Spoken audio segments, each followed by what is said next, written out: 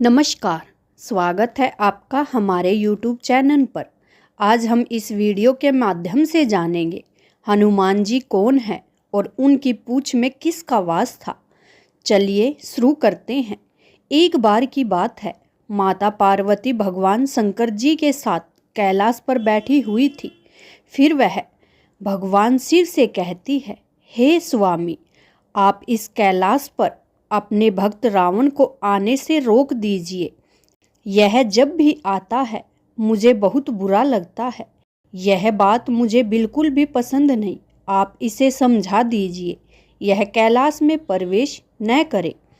भगवान शिव जानते थे कि माता पार्वती सिर्फ उनके वरदान की मर्यादा रखने के लिए रावण को कुछ नहीं कहती है।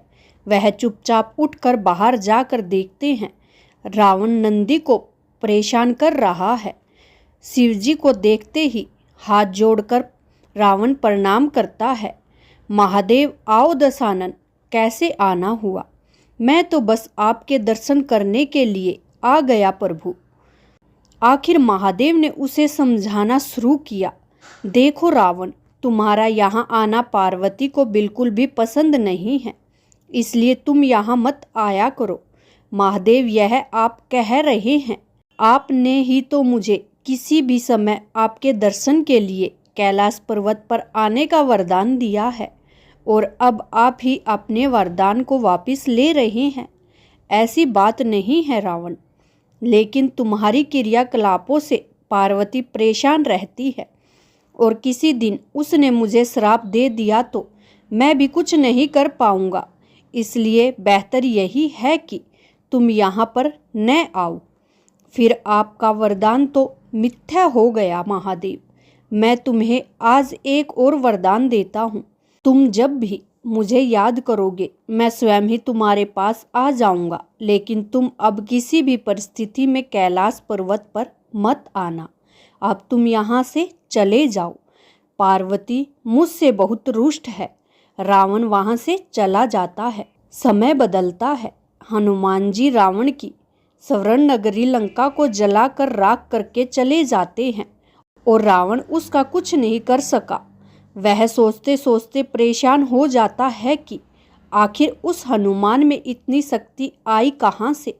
परेशान होकर वह महल में ही स्थित शिव मंदिर में जाकर शिवजी की प्रार्थना आरंभ कर देता है। उसकी प्रार्थना से प्रभु शिव जी प्रसन्न होकर प्रकट होते हैं। रावण अभिभूत होकर उनके चरणों में गिर पड़ता है। कहो दशानन, कैसे हो? शिवजी पूछते हैं। आप अंतर्यामी हैं महादेव, सब कुछ जानते हैं। प्रभु, इस अकेले बंदर ने मेरी लंका को और मेरे द्रप को भी जलाकर राख कर दिया है। मैं जानना चाहता हूँ कि वह बंदर जिसका नाम हनुमान है आखिर कौन है? और प्रभु, उसकी पूंछ तो और भी ज़्यादा शक्तिशाली थी। किस तरह सहजता से मेरी लंका को जला दिया? मुझे बताइए कि यह हनुमान कौन है?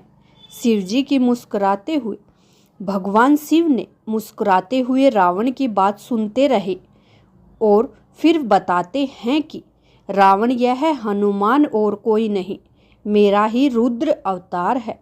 विष्णु ने जब यह निश्चय किया कि वे पृथ्वी पर अवतार लेंगे और माता लक्ष्मी भी साथ ही अवतरित होगी, तो मेरी इच्छा हुई कि मैं भी उनकी लीलाओं का साक्षी बनूं। और जब मैंने अपना यह निश्चय पार्वती से बताया, तब वह हट कर बैठी कि मैं भी प्रभु आपके साथ ही रहूंगी। लेकिन यह समझ नहीं आया कि उसे इस लीला में किस तरह भागीदार बनाया जाए। तब सभी देवताओं ने मिलकर मुझे यह मार्ग बताया, आप तो बंदर बन जाइए और शक्ति स्वरूप पार्वती देवी आपकी पूंछ के रूप में आपके साथ रहेगी। तभी आप दोनों एक साथ रह सकते हैं। और उसी अनुरूप मैंने हनुमान के रूप में जन्म लेकर राम जी की सेवा का व्रत कर लिया और शक्ति रूपा पार्वती ने पूंछ के रूप में और उसी सेवा के फल स्वरूप तुम्हारी लंका का दहन किया। अब सुनो रावण, तुम्हारे उद्धार का समय आ गया है। अतः प्रभु श्री राम के हाथों तुम्हारा उद्धार होगा।